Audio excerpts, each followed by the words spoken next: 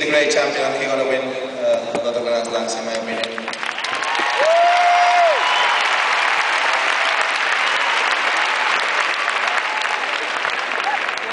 When you missed that match point and then you lost your serve, did you feel as though the match was going to probably get away from you? Yeah, I was in a difficult position for me in that moment. No, I think Andy came back well in the 5-4. I had a few mistakes, but he had an amazing passing shot on the break point.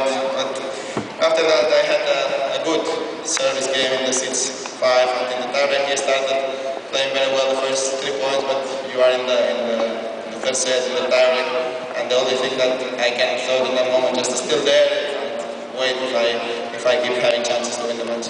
This is the one big tournament that you haven't won in your career. How much does it mean for you to get through to the final?